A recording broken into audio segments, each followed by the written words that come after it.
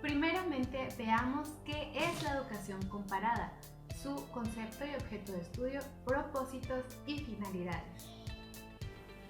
La educación comparada es una metodología alternativa. Es un área de conocimiento y de análisis que tiene por objeto de estudio las diferencias y semejanzas entre los hechos, las prácticas, las políticas educativas, así como también las relaciones entre ellas y con el entorno, a fin del perfeccionamiento de los sistemas educativos. En cuanto a su propósito, es el adquirir conocimiento sobre los diferentes sistemas educativos internacionales, así como su análisis, revisión y comprensión de estos, para adquirir o tomar ideas, soluciones e innovaciones educativas de cada uno de estos sistemas para poderlo adaptar a las diferentes situaciones educativas. Es básicamente aprender de la experiencia de cada uno de los sistemas educativos. En cuanto a sus fines, encontramos dos. El primero, el teórico, que es básicamente llegar a la comprensión de los sistemas educativos y de sus fenómenos educativos. El segundo es prácticamente el perfeccionamiento de cada uno de los sistemas, que a partir de ese conocimiento adquirido, los sistemas se puedan beneficiar entre ellos con las experiencias que cada uno tenga. Veamos las corrientes epistemológicas en la educación comparada. La primera de ellas, el positivismo, que inicia aproximadamente en 1817 con los aportes de Marc Julien, quien señalaba dos cosas principalmente. La primera, el uso de un método sistemático para investigar la educación. Y la segunda, el iniciar una ciencia de la educación comparada para establecer leyes invariables y aplicarlas a la educación. Además, encontramos algunos otros autores como Foster, Anderson, Noah y Eckstein que mencionaban que los sistemas educativos debían ser analizados con base a un método científico. La segunda corriente es el relativismo, el cual tiene dos momentos. El primero en 1857 con Ushinsky, quien señalaba que en la educación hay un carácter nacional, es decir, que la educación está íntimamente relacionada a su contexto social y cultural. Es por ello que los esquemas o la experiencia de cada uno de los sistemas educativos son intransferibles a cualquier otra nación. En 1900 tenemos un autor de gran influencia, que es Malcolm Sadler, que comentaba dos cosas. La primera, el mismo carácter nacional de Ushinsky, pero también, y muy curioso, es que mencionaba que para poder conocer la esencia del propio sistema educativo es imperativo que analizamos los demás sistemas. La tercera es el funcionalismo histórico. A mediados del siglo XX, autores como Schneider y Kander señalaban que debía existir alguna postura que hiciera una mezcla entre el positivismo y el relativismo.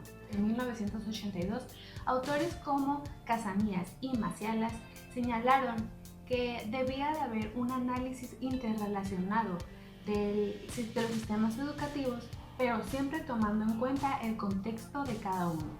Ahora continuamos con los antecedentes históricos de la educación comparada, quien tiene sus inicios en el año de 1750, ya que se inician actividades comparativas.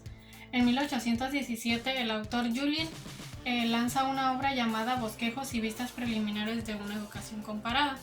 Este autor es considerado el padre de la educación comparada, y en 1819 la educación comparada se consolidiza gracias a la apertura del Centro de Documentación Internacional, y aquí ya se considera una nueva ciencia.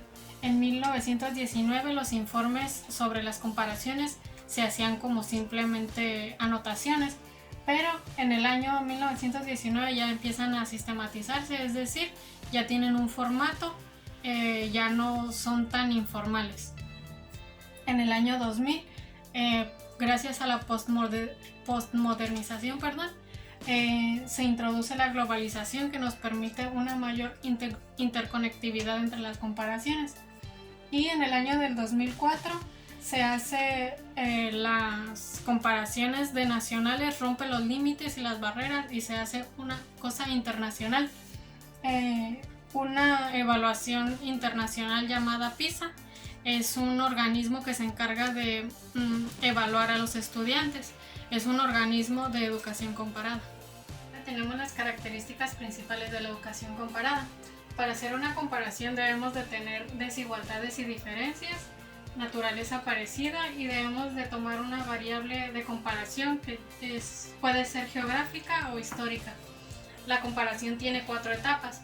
Soy Raquel y les voy a hablar sobre el tema de las etapas de análisis comparativo. Existen 4 etapas. La primera es descripción, interpretación, justaposición y comparada. En la primera etapa, que es la descripción, conocemos de manera amplia y completa el tema. Es decir, investigamos y revisamos todos los documentos. Después se piensa desde distintas índoles, es decir, desde lo económico, político, escolar, entre otros. Y se recuperan datos que pueden ser a través de una encuesta, investigación, observación directa, entrevistas, etc.